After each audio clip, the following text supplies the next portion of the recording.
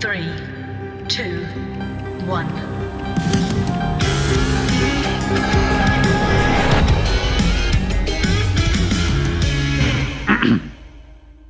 In The Wizard of Oz, when Dorothy was trying to decide which way to go at a crossroads, she was at this crossroads on the yellow brick road, and she turned to Toto and said, "Now, which way do we go?" And in the field, as you probably know, there was a scarecrow, and he answered her query for her by pointing one way and saying, "Pardon me, that way is a very nice way."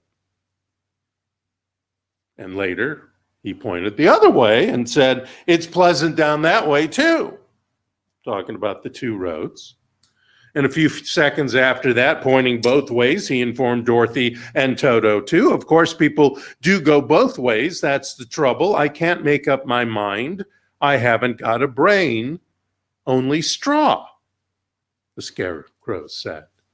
Well, of course, we know that wasn't true. The scarecrow did have indeed a brain, more than what we saw, which was straw, because as the story goes, especially in the books, the scarecrow was actually very wise, very clever, very smart, got them all, even when the lion and the Tin Man showed up, got them all out of terrible scrapes and scraps during their trip to see the wizard.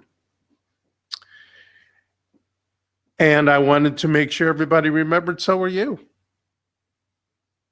No matter what your education is, no matter how you were brought up, you indeed have a brain, you indeed have a mind, and nothing can take that away. Like Meister Eckhart wrote, and it's here on the on our vision statement, at least part of the statement he wrote. It's out of one of his sermons, actually. He wrote, "The eye through which, excuse me, the eye through which I see God is the same eye through which God sees me." But then he continues with, "My eye and God's eye are one eye, one seeing, one knowing, one love." Let me repeat that second part of the statement. My eye and God's eye are one eye, one seeing, one knowing, one love. So my whole talk today is about which way are you aiming God to see? Which way are any of us aiming God? Because, you know, when in our thoughts and feelings, in our imagination, in our prayers, in our meditations, we're aiming God toward something. We're aiming the universe. We're aiming that divine intelligence toward something. So what is it we're aiming it toward? The divine is always working in our favor, but we don't always work in our favor. I don't always work in my own favor sometimes. And it's our ability to realize when that's happening and what to do and how to re-aim that energy. It's all in our hands. It's all in our hands where we hold the bow, the handle, the heartstrings, how we aim this instrument that we have to manifest. And that is our conscious thoughts and beliefs. It's in our hands where we aim those conscious thoughts and beliefs and the feelings behind it, because the feelings behind it is what creates the possibilities or creates the connection to the infinite possibilities there are in the universe for us to have life experiences. Is our aim sharp or clear, or is it bogged down from old stories, from victimhood, or from self-righteousness even? All that stuff can bog us down, slows down our manifestation. Not our powers, but our aim, because it's our aim that the universe is looking at. Either way, we have control over that part of the aiming process. I want to tell you a story. There are these two traveling monks, and they came upon a young woman who was waiting to step out of her sedan chair. And the rains, there'd been a lot of rains and there was puddles everywhere, and she couldn't step across this puddle without spoiling her silken robes. So she just stood there looking cross and impatient and scolded her attendants, who weren't helping much either. See, they had nowhere to place the packages they held for her, so they couldn't help her cross the puddle. So they were just like, well, we don't know what to do, how to help you. So the younger monk noticed this woman in her need and said nothing and just walked by. But the older monk, he quickly picked her up and put her on his back and transported her across the puddle and put her down on the other side. And she just kept walking. She didn't thank the older monk. She just kind of shoved him out of the way and took off. Now, as they continued on their way, the young monk was pissed off, really. It says here he was brooding and preoccupied, but he was more than that. And several hours passed on their journey, and he just couldn't hold it in anymore. He had to speak out. He had to react to what he had witnessed. And he said that woman back there was very selfish and rude, and you just picked her up on your back and you carried her across, and she didn't even thank you, and she just didn't even acknowledge you. And the older monk looked at him for a moment and he said, well, I set that woman down hours ago. Why are you still carrying her? So the point is that we carry so much weight, especially as the years go by. We carry so much weight in these stories that we hold on to. And we all God's children got stories. We all got stories. Good stories, fantastic stories, bad stories, maybe more bad and traumatic stories, some people. So what's yours? What's mine? Now, I want to ask you, who has gripes? Anybody have gripes here? Anybody have disappointments here out there? Any of you have disappointments, or any of you have any what ifs going on in your mind? Oh, there's a big humph in the back there. Who here has some bitterness or is holding a grudge? Anybody? Anybody holding a grudge? Why? Why do we do that? Do we want to be right, or do we want to be free? Do we want to be right, or do we want to win? Which is two different things many times. Do we want to be right, or do we want to be happy?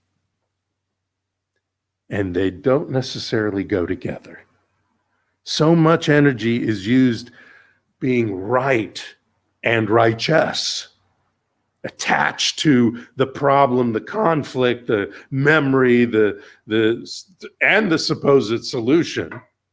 We all have this solution that we make up that many times involve the other person who we have no control over, or the company which we have no control over.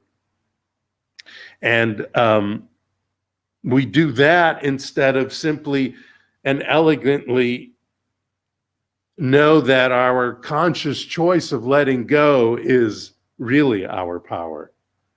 Letting go control of others, letting go control of the outcomes that showed up. It's from this moment on, that's what we have control over. Osho said, all duality is a mind creation. All duality is created by clinging an attached mind. When there is no attachment, there is no duality. When we are attached to the bad news, the negative condition, the negative occurrence or experience, when we stay attached to that, then we stay attached to that. and we are more than likely not going to move forward, at least not very fast. We want to make sure that we aim God with a clear heart. And to clear that heart, we need to clear those stories from our conscious use of them. Because as we clear them from the conscious use of them, then we clear them from the subconscious, not the subconscious use, but the subconscious rambling of them. You know, in the subconscious, it stays attached. And one way to do this is to let God in more deeply, to be still and know that the divine is within, ready to be revealed, ready to be heard, as well as ready to listen. And saying and thinking and even affirming is not enough. We are called to live this. We are called to live this every day, this teaching, these affirmative incantations, the affirmative prayers or spiritual mind treatments or meditations, the spiritual practice. We don't just do them. We live them.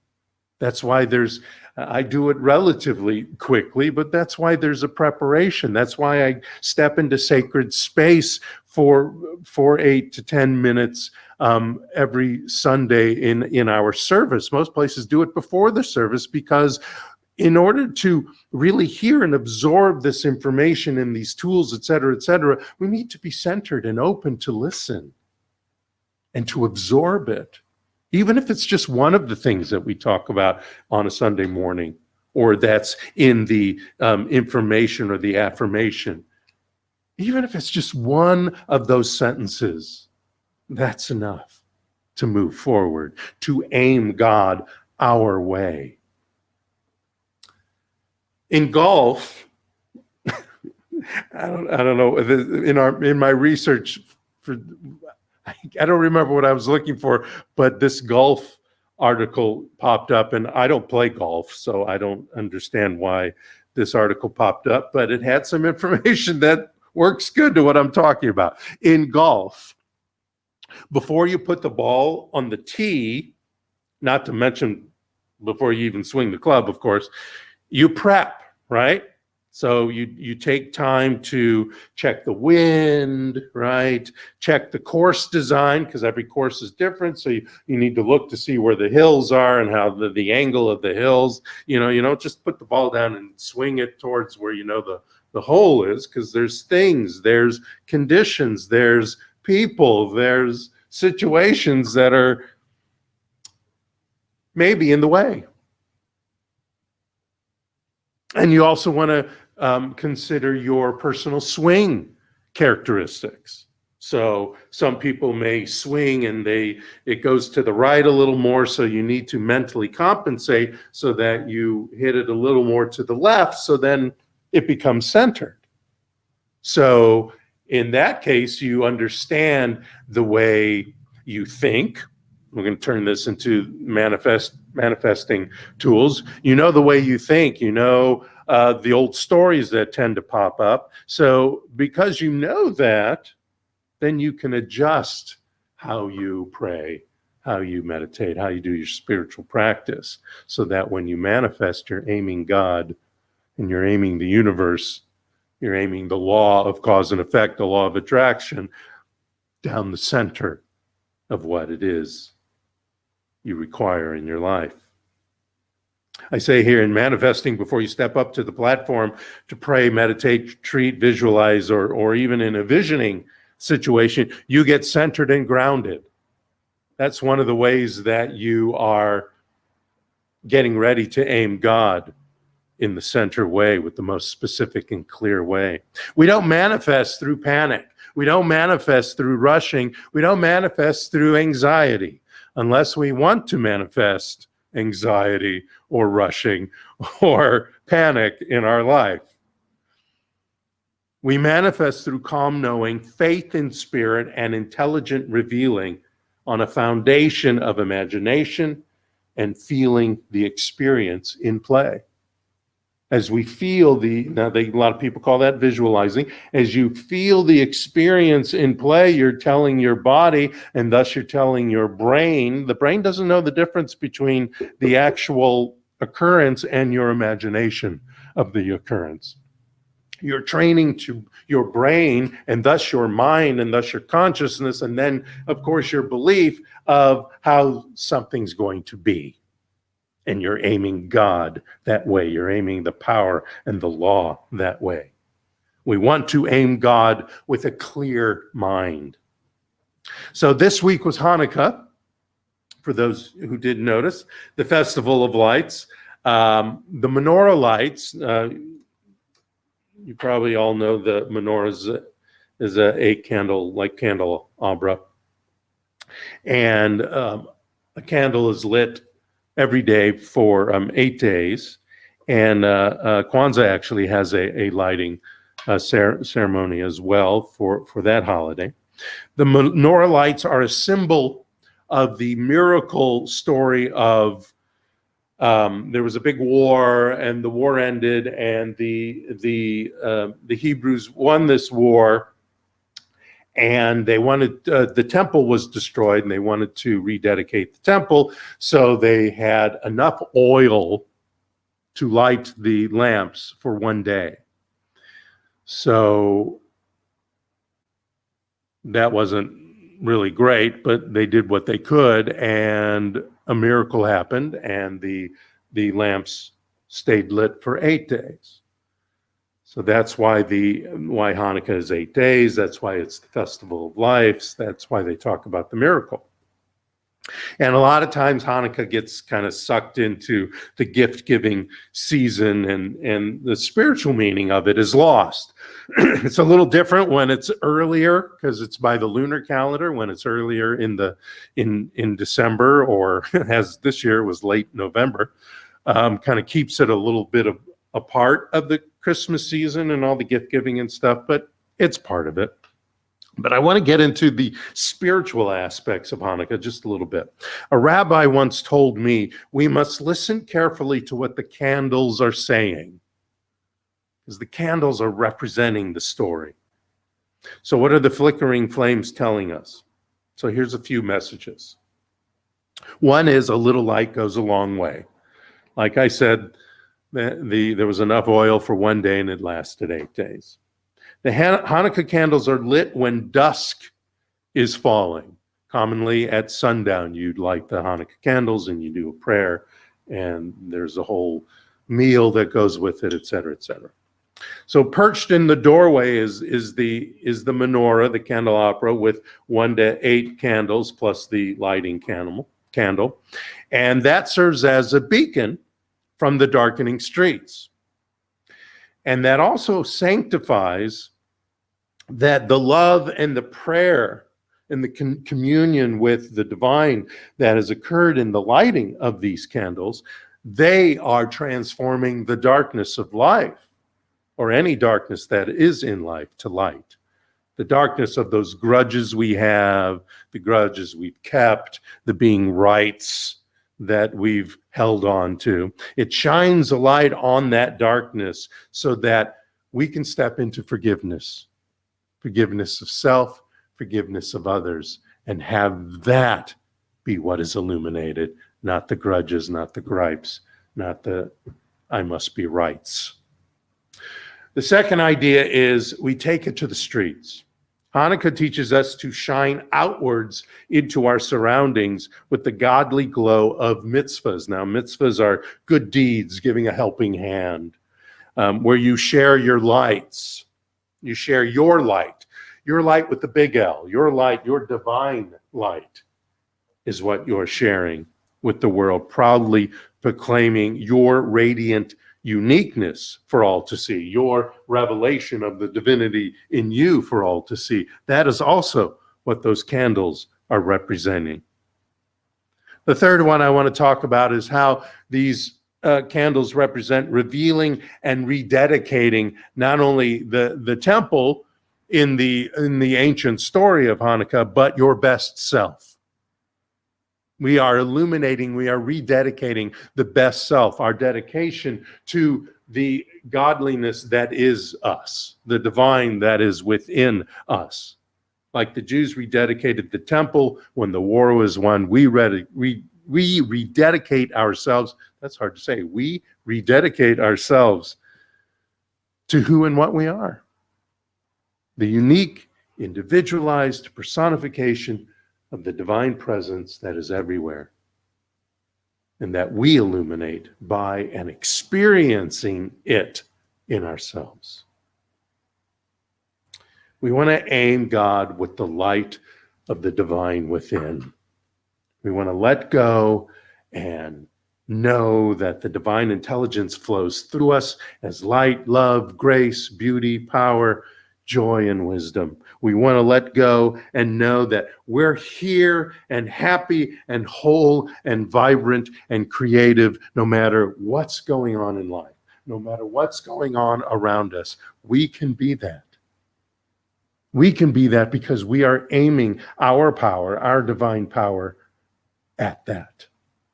We can let go and know that we have the power of decision at all times to live our lives free of past disappointments, present disappointments, judgments, grudges, worries, attachments, especially the one to being right. We can let go and know that the great I am, that you are, that I am, that everyone here is, and aim God our way. Aim God your way, the way of health, the way of prosperity, the way of love, and the way of beauty, of creativity. Aim God your way, whatever that way you choose. Thanks so much. Namaste.